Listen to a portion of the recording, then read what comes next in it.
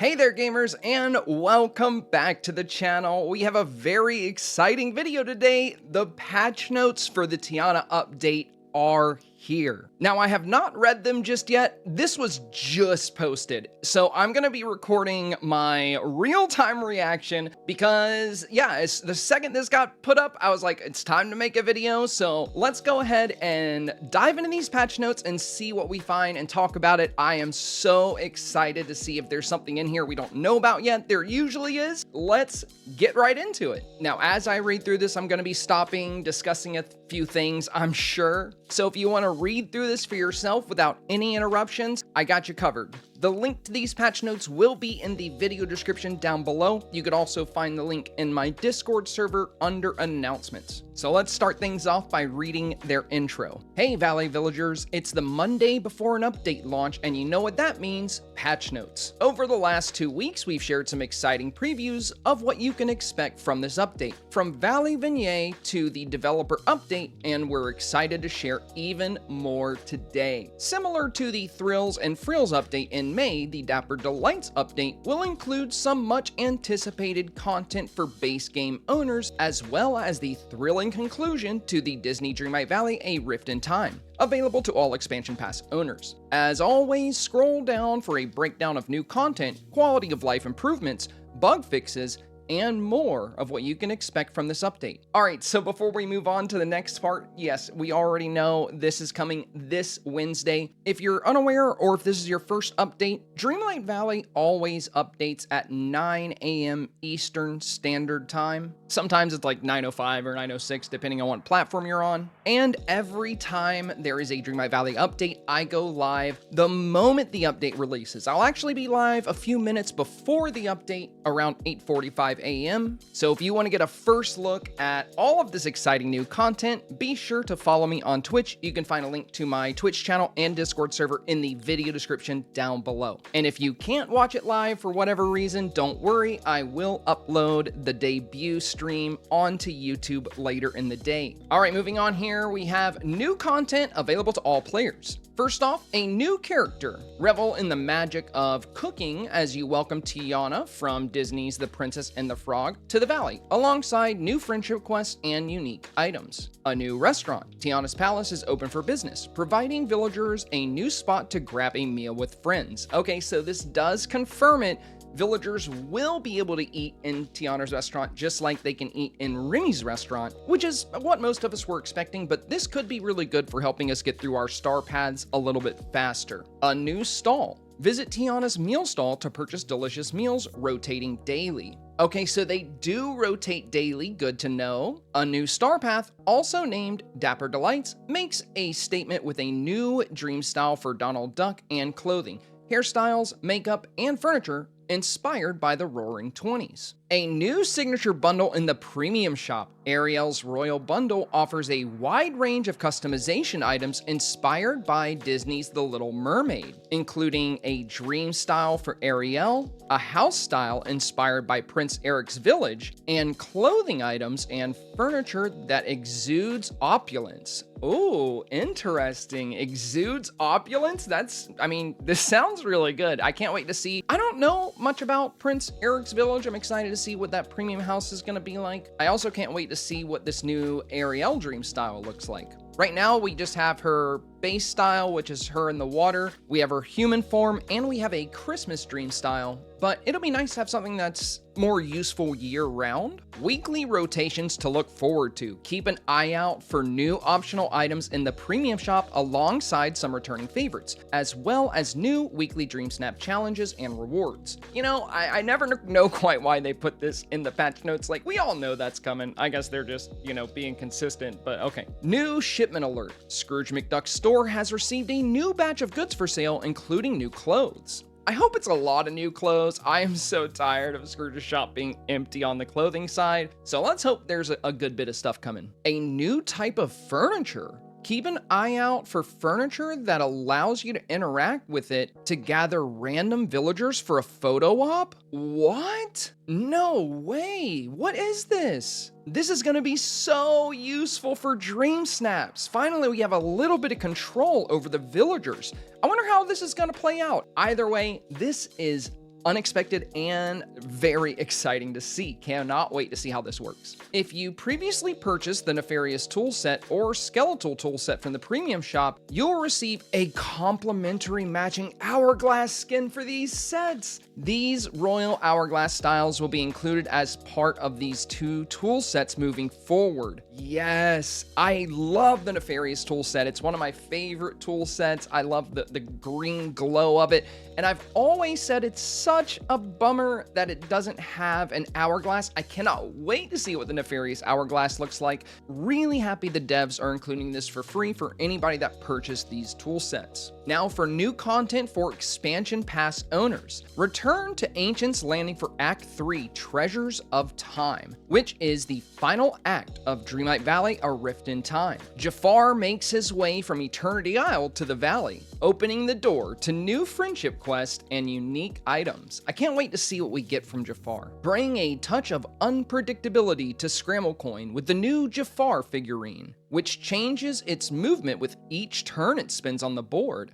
That's an interesting piece. Very cool. And I'm going to be honest with you guys, as far as this update with Tiana and the Rift in Time expansion, I would have to say a lot of people ask me, what are you most excited for?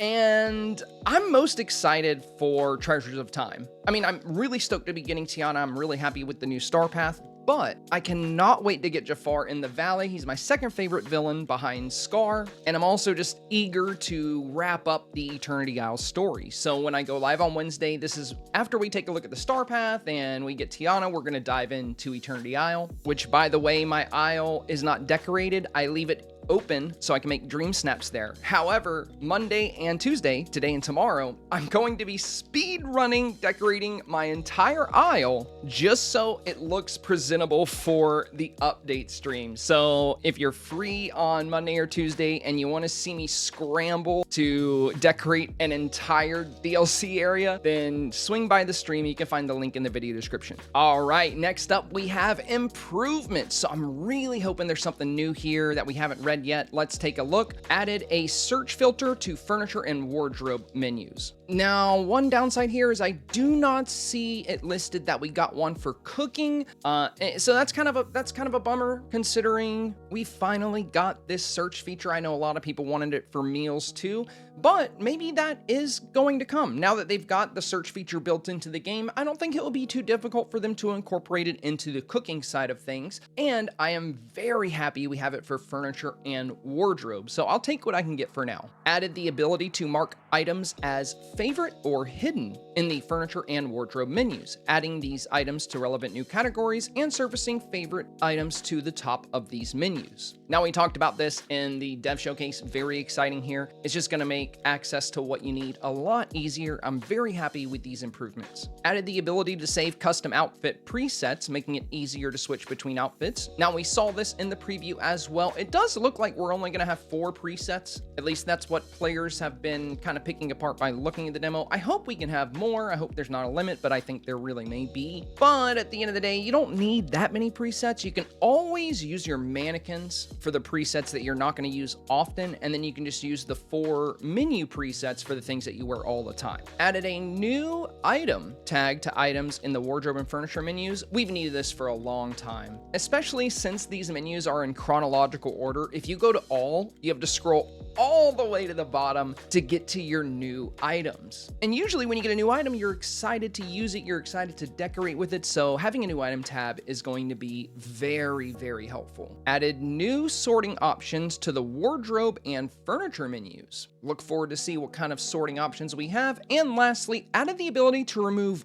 all furniture from a room at once, resetting a room. Okay, that's pretty cool. I've always said when I'm outside, like cleaning up and removing like a Dreamsnap scene, I wish we had like a click and drag where you can just remove a bunch of stuff at once. So unfortunately, this is going to be indoor only, and it's only going to work to just remove everything from a room. But this does make indoor decor so much easier. And if you want to change up your living space or your main house, now you can just boom, the room is gone, it's in, and you can just start over from scratch. I would love to see a feature like this for biomes and other places. I just hope it's like it asks you to confirm before you do it, because it was like if you like misclick and everything was like whoosh. But yeah, either way, excited about these improvements. Though I will say I was hoping to see a little bit more, but you know, I'm happy with it because we're getting the search function and sounds like it's going to be a lot easier to navigate our inventory. Oh, we got photo mode improvements. Added 2 new full body avatar poses to photo mode. Yes, we finally got some more poses. This is something I've been wanting for so long. I can't wait to see what they are. I can't wait to see how they look, how they play in with themes. This is really cool to see. And we have got new poses as we've unlocked new critters from the premium shop. Like if you got Figaro, you got the cat pose. If you got Hey Hey, you got that little Hey Hey pose. But these 2 new poses, no purchase necessary. You're not going to need to get a companion to utilize these poses. That's great. All right, next up we have activities. Added a toggle to the settings menu that replaces fishing and time-bending button presses with a hold button prompt. Also, no more like mindless button mashing. Also interesting that this works with fishing. I guess you won't have to time it anymore. You can just like hold the button and catch the fish. Added a toggle to the cooking menu that turns off the results screen and animations while cooking, speeding up the cooking process. Oh, that's nice. Now we can actually sit there and cook over and over and over without always having that little cutscene where it shows the meal. That's really, really cool because that's one of the reasons cooking takes so long. Oh, they've addressed Remmy's special deliveries. Increase the base number of wrought iron rewarded for requests to 6, while increasing the max reward to 15. Okay, all right, I guess maybe Remmy's not gonna go out of business. This is really good to see. The fact that it was even possible to get 1 piece of wrought iron for like 30 minutes of your time was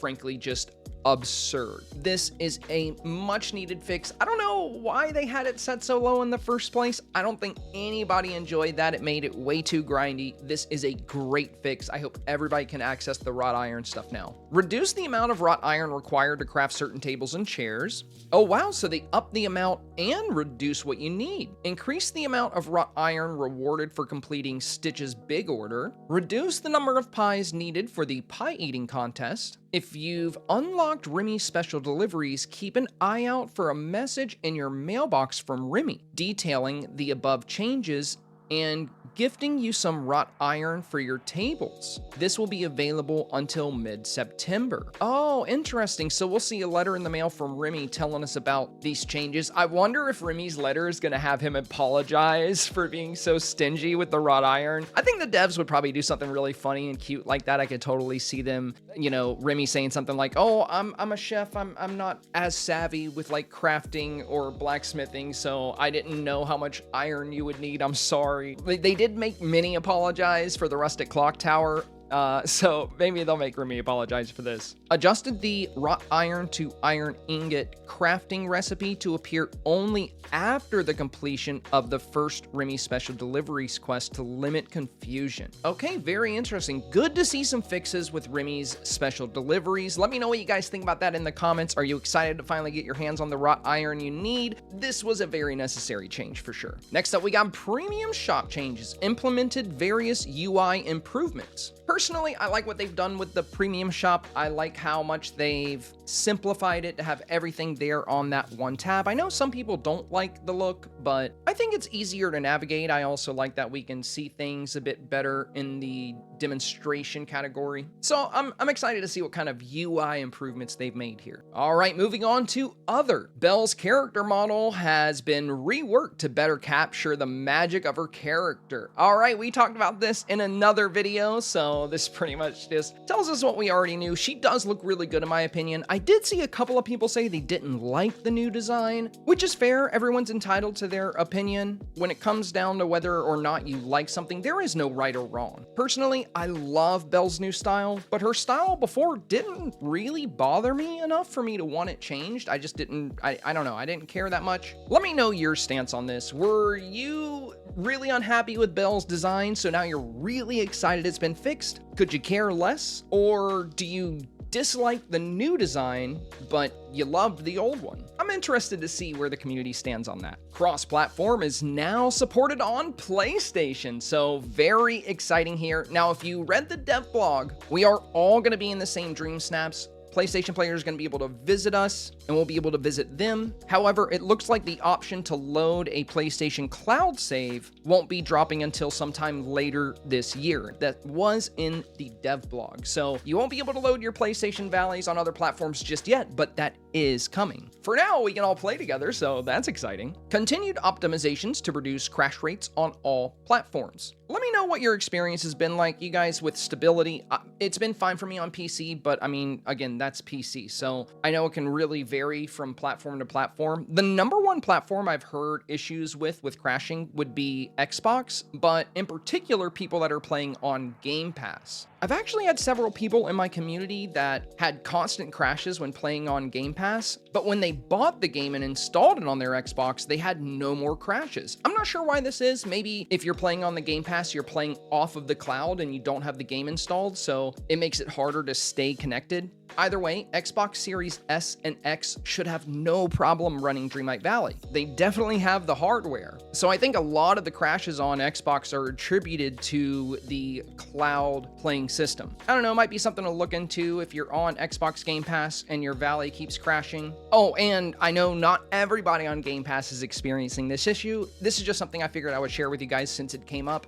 I've talked to a lot of people in the community that have dealt with this, and installing the game on their Xbox was a great workaround. Let's move on. Reduce the loading times on player profiles, with a particularly pronounced effect on valleys that have a high number of placed objects. Oh, very interesting. I wonder how they were able to reduce loading times and optimize stability. I'm happy to see this though, because yeah, it takes a while for my valley to load. Adjusted the schedule of critters in the valley to provide more accessible windows for finding some of the rare animal companions. Oh, thank goodness. Who here remembers getting that red fox with the like white and black stripes on his back? I think he was only available from like midnight to 6 a.m. on Saturdays. It's like, what? It's such a pain. I'm glad they're changing this though, because I remember I would have to like stay up late or get up super early to get that fox. I did get him, but what a pain. Adjusted villager schedules to allow players to visit their favorite characters any time of day. During periods when villagers would have been previously inaccessible, they will now be found taking it easy at home. Oh, this is wonderful, especially for things like STARPATHs, where you get a time lock quest to hang out with somebody, but they're in bed, or you need to give them favorite gifts and you can't access them. This is really good to see. It's also super helpful for Dreamsnaps. If you really need a villager for a certain Dreamsnap now, you won't have to wait. Even if they're supposed to be sleeping, you should be able to go in and hang out with them and bring them out to what you need to do. So this is a really nice addition. And the last thing under other, adjusted the default sprint button on gamepad to left bumper to allow for more comfortable use of the game camera. We are investigating further improvements to gamepad user experience for a future update, so please stay tuned. Okay, very neat, I guess. I kind of like where the sprint button is, so I hope we have an option to like set our controls to what we want at some point. Most games have that. It would be nice to see that here. And lastly, we got top changes and bug fixes. Now, as usual, when I make these patch notes videos, there's not much of a reason for me to read out all of these changes and bug fixes. Besides, I want to talk about a little bit about the patch notes we just read, and I want to talk about some things we didn't see that I was hoping for. But yeah, if you're stuck on any quest or you have a quest bug, I advise you to go to the video description, click on the link to these patch notes, and look through these changes and bug fixes. Looks like Village Project, What's Left Behind, Diamond in the Rough, My Kingdom for a Scroll. A lot of these have been fixed. There's also some issue fixes down here, like Vanellope appearing invisible, players unable to glide, bookshelves getting stuck, just a lot of random little fixes. So if you've been dealing with any particularly annoying bugs or a quest you're stuck on, just reference this portion of the notes and see if there's a fix there. So it's time for my final thoughts here. Let's start with what I'm most excited about as far as new stuff. I would have to say one of the most interesting things in this entire patch notes log here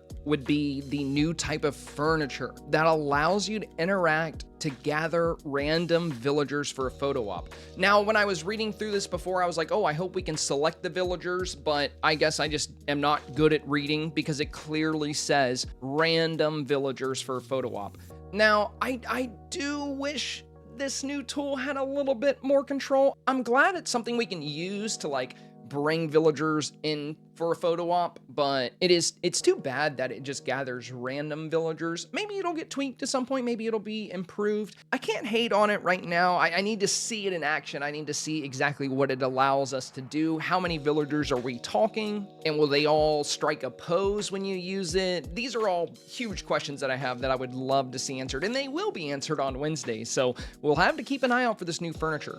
Overall, I think this is one of the most exciting things in here because it's something that wasn't really teased, wasn't really talked about. And yeah, I think a lot of people are going to be very interested in this new unique type of furniture. Now, this is a little small, but I'm really excited about the Nefarious Royal Hourglass. I can't wait to see how that looks. I love the villainous tools. They're really cool looking. The black, the purple, the green. I think it's going to look great. I can't wait. I hope they really put some love and care into it. As far as improvements, I think my favorite thing in here would be they added 2 new full body avatar poses, or at least my favorite new thing. I think one of the best things ever is going to be the search filter, but we already knew about that. So, you know, I'm more focused on the new photo poses. I just use a lot of poses for my YouTube videos. It's a good way to convey emotion or to make it seem like my Dreamlight Valley avatar is speaking to you directly. So I'm just excited to have some new poses to play with, not just for Dreamsnaps, but for my YouTube videos as well. It's a really cool prospect. And lastly, I would say, you know, the Remmy special delivery fix is, I'm not surprised by this. I mean, I was thinking they had to fix this because so many people were like, what the heck, Remmy? So I'm not super surprised, but I'm very happy to see this here as well. So of course, there are a lot of positives here. Let's talk about some of the negatives. I think one thing that is going to disappoint several players is the fact that this search bar is not going to be available in the cooking menu just yet. Or at least it doesn't look that way because it clearly states added a search filter to furniture and wardrobe menus. I know when these search menu additions were being requested by like thousands of players, I saw a lot of people saying they wanted it for cooking as well. So the fact that it seems right now we do not have it for cooking, I think it's going to disappoint a few players, but you know, let's be happy about what we did get and we'll just be vocal about what else we want, and hopefully this search function will come to cooking as well. Now, another slight downside here under improvements, I know in the dev blog, they were talking about giving us more space to work with, and it sounded like most of that was going to be coming later this year, but I was hoping for some kind of little utility that was going to help with space for now, and I thought for sure this would be the update that they would allow us to store villager houses, because that's such an easy fix for them to make. So it looks, you know, reading through these patch notes, there's nothing in here about anything that could give us more space. But to be clear, the dev blog we read on that made it seem like the more space thing was going to be later this year. I was just hoping we would get a tiny little bit of something in the Tiana update, even if it was something small, that would help us a little bit, because yeah, right now it is tough to do the builds you want to do, especially if you don't have Eternity Isle. With all of these houses and premium houses, the valley fills up quick. So not seeing something for more space here is another little bit of a bummer. Though with the negatives out of the way, I have to say overall, I'm really pleased with these patch notes. I do want to focus on the good and the bad, but I want to be clear that overall, I'm not unhappy with any of this. If anything, I really can't be until I actually play it and experience it for myself. There are some things in these patch notes that I am very intrigued about, and I can't wait to dive into everything this Wednesday. I would love to hear your thoughts on these patch notes. Which piece of new information was the most exciting for you? And is there anything missing from these patch notes that disappoints you a little bit? But before you answer that, I would like to add that almost every update has had some new features or improvements that weren't listed in the patch notes, so perhaps there's more to come. If you found today's video helpful, informative, or simply entertaining, please do me a very big favor and press that like button. Also, consider subscribing for more Disney Dreamlight Valley and gaming content. Like I mentioned earlier in the video, I will be live the moment this update releases, and I really hope I see all of you there on Twitch Wednesday morning. Also, as mentioned, if you don't have Twitch or you hate Twitch, don't worry, I'll upload the stream to YouTube as well. And by the way, I've been looking into occasionally doing some YouTube streams. Let me know how you feel about that in the comments. Would you like to see me live on YouTube every once in a while? while, perhaps I could stream on both platforms simultaneously. I just want to gauge interest for that. As always, I appreciate your feedback. And that does it, my friends. Thank you so much for your time today, and I hope you enjoy the future of Disney Dreamlight Valley.